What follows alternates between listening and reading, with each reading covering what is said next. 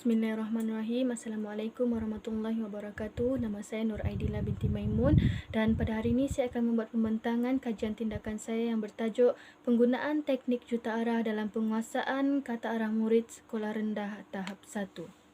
Di sini kita akan lihat daripada aspek 1.0 iaitu pengenalan sehingga 10.0 iaitu rujukan. Okey, yang pertama 1.0 pengenalan, yang mana kajian tindakan ini melibatkan isu murid sukar menggunakan kata arah yang betul dan tepat dalam konteks ayat bahasa Melayu.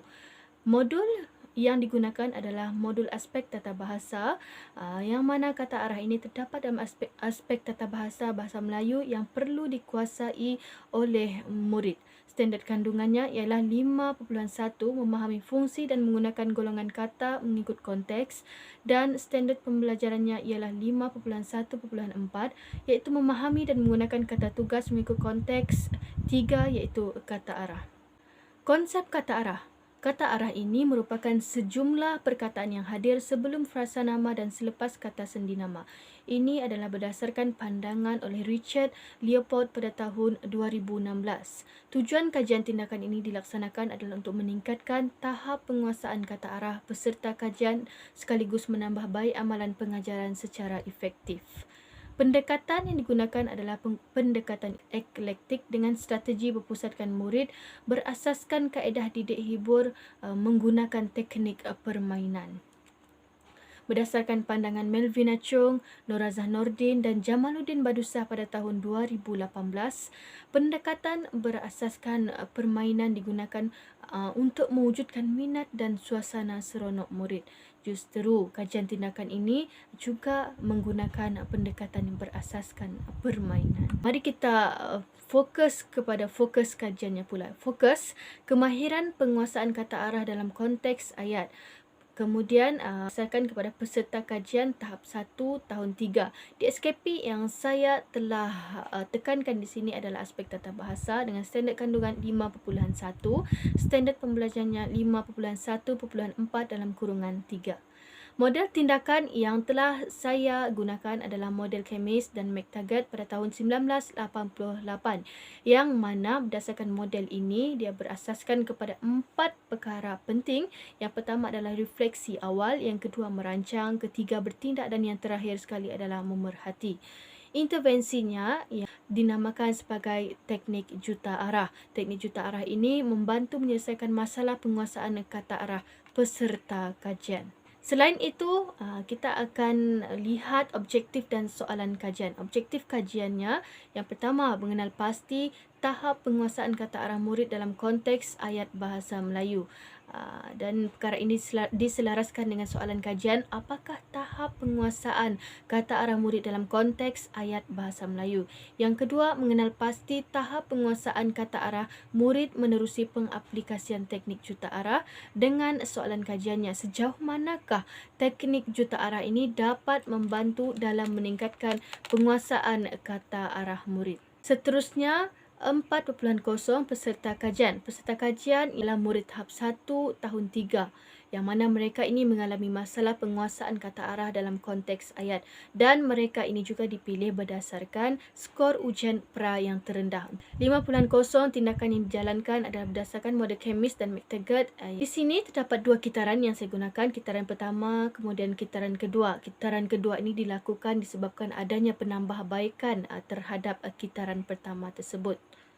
Okey, di sini kita lihat kitaran pertama ada temu bual dan ujian pra, terlebih dahulu pelan tindakan, pelaksanaan pelan tindakan, dan yang terakhir pemerhatian dan mereflek. Hasil pemerhatian tersebut terdapat kekurangan, maka dilakukan penambahbaikan pada kitaran yang kedua. Menyemak semula perancangan penambahbaikan tindakan, yang ketiga pelaksanaan pelan tindakan, dan yang terakhir sekali adalah pelaksanaan ujian pasca dan pemerhatian terhadap peserta kajian. Di sini pula yang saya gunakan untuk hasilkan kajian tindakan ini adalah triangulasi data. Yang pertama menggunakan data temu bual, yang kedua data ujian. Ujian ini terbagi pada 2, ujian pra dan ujian pasca, dan yang terakhir senarai semak pemerhatian. Okey, kita tengok di sini kitaran yang pertama menggunakan ujian pra, yang kedua temu bual, yang ketiga pelaksanaan intervensi tadi yang dinamakan sebagai teknik juta arah, dan yang keempat merefleks.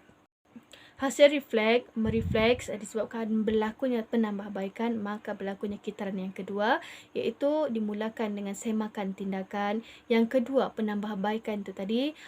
Penambahbaikan ini disebabkan kelemahan dari aspek intervensi, yang mana murid tidak boleh membina ayat. Justru itu saya telah melaksanakan penambahbaikan dengan menambahkan soalan pemulihan dalam intervensi teknik juta arah. Dan yang ketiga, ujian pasca terakhir sekali adalah pemerhatian. Pelaksanaan tindakan. Pertama, saya akan memperkenalkan terlebih dahulu teknik juta arah.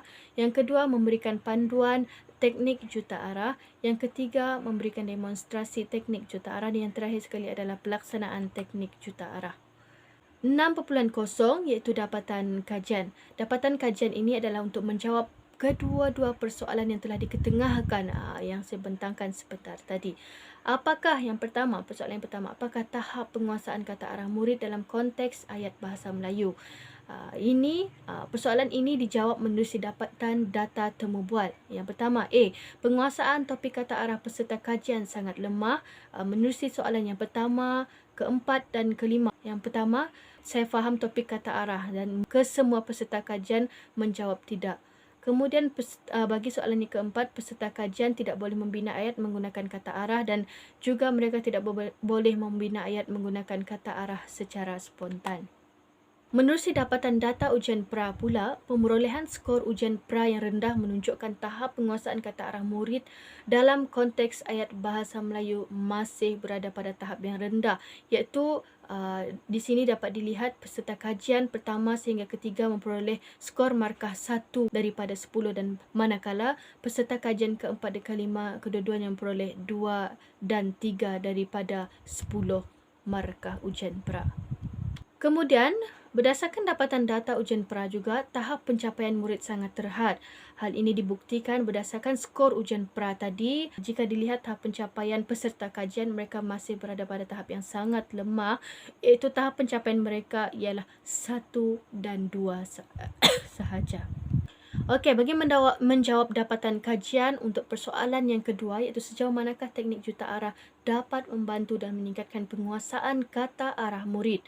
Ini dijawab menerusi dapatan data ujian pasca yang mana menunjukkan peningkatan dari aspek prestasi skor ujian pasca. Kelima-lima peserta kajian menunjukkan skor yang amat memberansangkan, yang mana skor ujian pasca mereka amat baik berbanding skor ujian pra mereka setelah melaksanakan teknik juta arah. Dapatan data ujian pasca ini juga menunjukkan tahap pencapaian mereka pada tahap yang sangat terperinci, iaitu pada ujian pasca tadi kita dapat lihat hanya 1 dan 2 sahaja tahap pencapaian mereka mampu peroleh. Namun selepas pelaksanaan intervensi teknik juta arah, peserta kajian akhirnya dapat memperoleh tahap pencapaian 4, 5 dan 6 dan perkara ini sebenarnya amat-amat memberangsangkan. Dapatan data pemerhatian pula menunjukkan peserta kajian berasa amat teruja dan melibatkan diri secara aktif. Hal ini dapat dilihat menerusi peserta kajian melibatkan diri secara aktif dalam teknik juta arah dan menunjukkan perasaan yang teruja dalam data pemerhatian yang diperoleh oleh pengkaji. Okey, kita beralih pula kepada 7.0 iaitu refleksi. Kita pecahkan di sini kepada 3, sebelum pelaksanaan tindakan, semasa pelaksanaan tindakan dan selepas pelaksanaan tindakan. Sebelum pelaksanaan tindakan, tahap penguasaan kata arah peserta kajian sangat lemah dan ini sebenarnya menjawab persoalan yang pertama tadi berdasarkan kepada data ujian pra dan juga pemerhatian yang dilaksanakan oleh pengkaji. Justru itu, pengkaji telah melaksanakan teknik juta arah bagi mengatasi masalah peserta kajian. Semasa pelaksanaan tindakan, pengkaji telah mengaplikasikan teknik juta arah bagi membantu penguasaan kata arah dalam konteks ayat peserta kajian. Dan yang terakhir, selepas pelaksanaan tindakan, pelaksanaan teknik juta arah ini ternyata mampu mengukuhkan penguasaan kata arah semua peserta kajian. Okey, bagi cadangan tindakan susulan, terdapat 4 perkara yang telah saya tekankan di sini. Yang pertama, penerapan elemen TMK. Hal ini demikian kerana intervensi teknik juta arah itu tadi dijalankan dalam secara manual. Jadi, justru diharapkan cadangan tindakan susulan ini dapat dilaksanakan diterapkan. Yang kedua, pendidikan inklusif diluaskan kepada semua murid tanpa mengira pencapaiannya. Yang ketiga, tempoh masa. Tempoh masa bagi kajian ini hendaklah dilakukan dengan tempoh masa lebih panjang supaya kajian dapat dihasilkan dengan lebih berkualiti dan memiliki kesahan yang lebih tinggi. Dan yang terakhir, penggunaan bahan maujud untuk membantu peserta kajian menghasilkan ayat secara realiti dan konkret. Rumusannya, teknik juta arah ini sebenarnya menambah baik amalan pengajaran guru secara sistematik. Yang kedua, teknik ini juga sebenarnya mampu mengatasi masalah penguasaan kata arah peserta kajian. Dan yang terakhir, pelaksanaan tindakan ini amat penting mencapai kurikulum pendidikan kebangsaan yang berkualiti. Dan ini rujukan yang telah saya hasilkan. Sekian pembentangan kajian tindakan yang telah saya laksanakan.